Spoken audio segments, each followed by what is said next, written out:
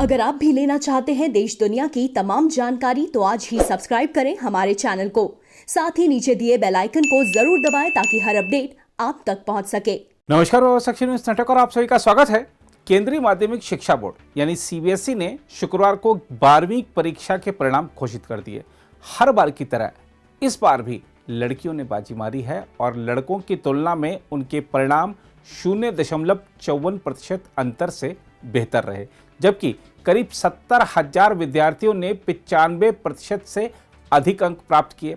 Board के एक वरिष्ठ अधिकारी ने कहा, लड़कियों ने 0.54% के अंतर से लड़कों से बेहतर प्रदर्शन किया है। इस साल पास होने का प्रतिशत 99.37% है। किसी मेरिट लिस्ट की घोषणा नहीं की जा रही है। अधिकारी ने बताया, करीब 65,000 विद्यार्थियों के 12वीं कक्षा के परिणाम अब भी तैयार किए जा रहे हैं। इनकी घोषणा 5 अगस्त तक की जाएगी। कुल 70,004 विद्यार्थियों ने 95% से अधिक अंक और 1,50,152 विद्यार्थियों ने 90% से अधिक अंक हासिल किए हैं। इसके अलावा 6,149 विद्यार्थी पूरक श्रेणी में हैं। हम आपको याद दिला दें कि बोर्ड की परीक्षाएं कोविड-19 की दूसरी आक्रामक लहर के मद्देनजर इस साल रद्द कर दी गई थी और परिणाम बोर्ड द्वारा वैकल्पिक मूल्यांकन नीति के आधार पर घोषित किए गए हैं। दूसरी ओर संसद में गतिरोध खत्म होने का नाम नहीं ले रहा है। राज्यसभा में नेता प्रतिपक्ष मल्लिकार्जुन खड़गे ने शुक्रवार को विपक्षी दलों के नेताओं के साथ बैठक की और कहा कि पहले सरकार पेगासस जासूसी मामले पर चर्चा के लिए तैयार हो, उसके बाद ही संसद की कार्यवाही सुचारू रूप से चलेगी। खड़गे के संसद भवन स्थित कक्ष में कांग्रेस और समान विचार वाले राजनीतिक दलों के नेताओं की बैठक हुई। बैठक में विभिन्न दलों के दोनों सदनों के नेता और सांसद मौजूद रहे। बैठक में खड़गे के अलावा कांग्रेस के वरिष्ठ नेता जयराम रमेश और आनंद शर्मा, द्रमुक के टी.आर. बालू और तिरुचि शिवा, शिवसेना के संजय राउत, तृणमूल कांग्रेस के सुखेंदु शेखर रॉय, राष्ट्रवादी कांग्रेस पार्टी की वंदना चौहान, नेशनल कॉन्फ्रेंस के हसनैन मसूदी और कई अन्य राजनीतिक दलों के नेता शामिल हुए। इस बैठक के बाद मल्लिकार्जुन खड़गे ने संवाददाताओं से कहा, हम पेगासस के मुद्दे को महत्वपूर्ण मानते हैं क्योंकि इसमें सभी की जासूसी हो रही है।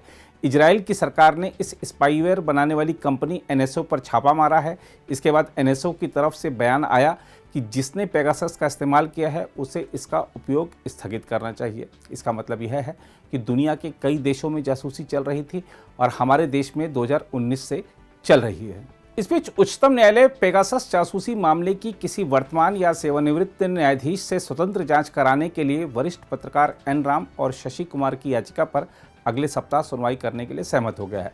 प्रधान न्यायाधीश एन.वी. रमन और न्यायमूर्ति सूर्यकांत की पीठ ने एन राम और वरिष्ठ पत्रकार शशि कुमार की ओर से वरिष्ठ अधिवक्ता कपिल सिब्बल की इस बात पर गौर किया कि कथित जासूसी के व्यापक प्रभाव को देखते हुए इस याचिका पर तत्काल सुनवाई की जरूरत है। न्यायालय की रजिस्ट्री इस याचिका का पंजीकरण कर चुकी है।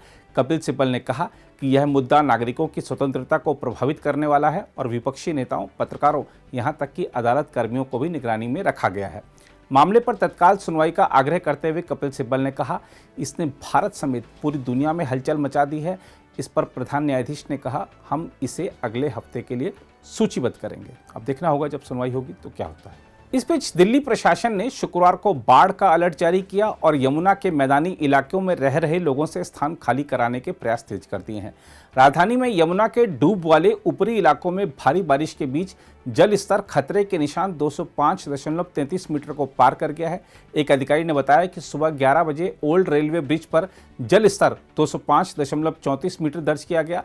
सुबह 8:30 बजे जल स्तर 205.22 मीटर, सुबह 6 बजे 205.10 मीटर और सुबह 7 बजे 205.17 मीटर दर्ज किया गया था।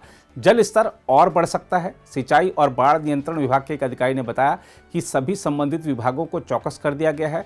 सिंचाई और बाढ़ नियंत्रण विभाग ने अलग अलग इलाकों में 13 नौकाओं को तैनात किया है तथा 21 अन्य को तैयार रखा है।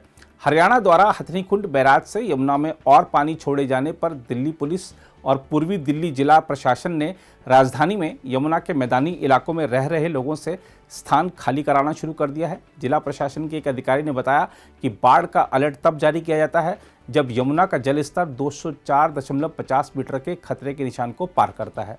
24 घंटे स्थिति की निगरानी की जा रही है। मौसम विभाग के एक अधिकारी ने बताया कि दिल्ली में बारिश के कारण नदी उफान पर है। उत्तर पश्चिम भारत में और बारिश की संभावना के कारण नदी और उफान पर हो सकती है। मौसम विभाग ने शुक्रवार को तीसरे दिन दिल्ली एनसीआर में मध्यम बारिश के लिए ऑरेंज अलर्ट जारी किया है।